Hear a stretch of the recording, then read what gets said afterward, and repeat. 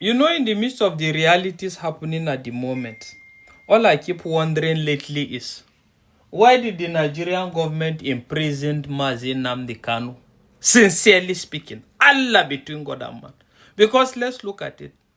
All he has said is coming to pass now. We are seeing it. Everybody, is seeing it. When he talk of Janjaweed, when we don't know Janjaweed, when people don't know Janjaweed, you are now seeing Janjaweed. Janjaweed stronger than the government at the moment, as they are portraying. So going by it, let's go by it now, by what has happened. Okay? The fact is, two things, two basic things. Google it, Google and search. Check all other reference, check and search. He complained of two things. One, marginalization of the Igbos. One. And secondly, the infiltration of headers into Nigeria that he refers and term as Janjaweed, Fulani Janjaweed, in his own words. That is how he has termed it.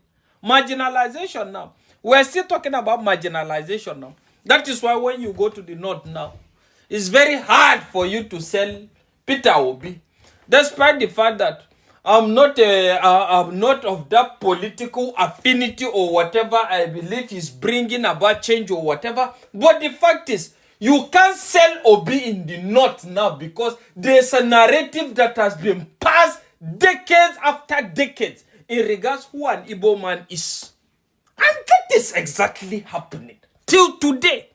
Let's talk about the second aspect. The second aspect, which is Fulani Janjaweed. Why is everybody is seeing Fulani Janjaweed now, which he talked about. Okay, let's talk about what was his method. Was his method bad? Let's analyze that critically now. Looking at it, the whole concept started with a peaceful protest. Peaceful protest.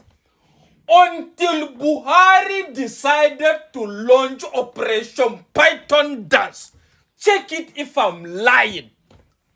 Peaceful protest. Nobody was attacked.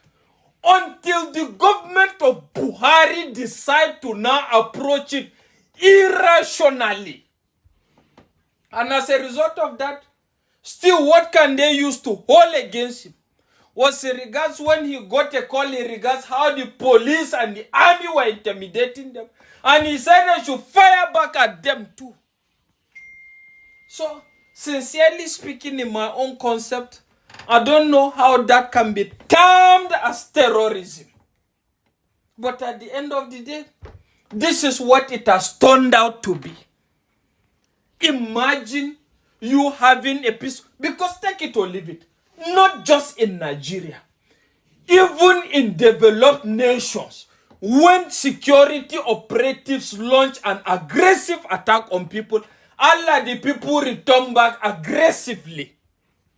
So what is wrong in telling your people to return back aggressively? And if you are saying he should go and seek court intervention in regards that, what do you expect when the government that is supposed to respect your peaceful protest is the one now that is launching operation? I hope those pythons are dancing in his grave and durungwa.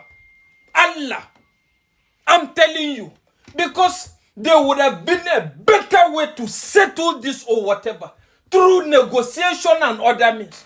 But that was not done. And this is the same government that is finding it very difficult to launch Operation Monkey or Operation Lion in regards the real perpetrators of this illegality and evil.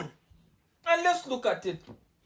While the fact is, what are the other methods? We're going to talk about everything here concisely so that people will apportion blame.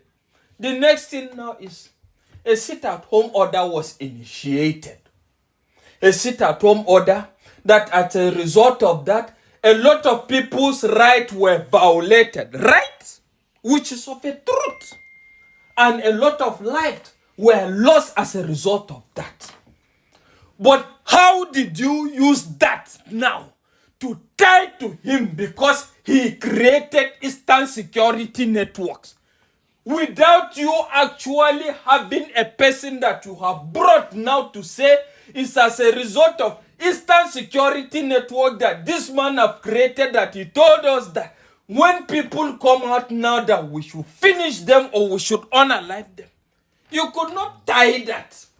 But at the end of the day, you beat around the bush. You beat around the bush. The fact is, was the method actually devoid of fault? The method was not absolutely devoid of fault. But can the fault now be tantamount to terrorism and treason? That is the question. I wonder what the lawyers are. But the fact is, what do you expect, sir, the lawyers to tell a government? Sponsors of this radicality and animality that will make sense to them. The idiots now have incarcerated them, and the fools are still battling with trying to address this.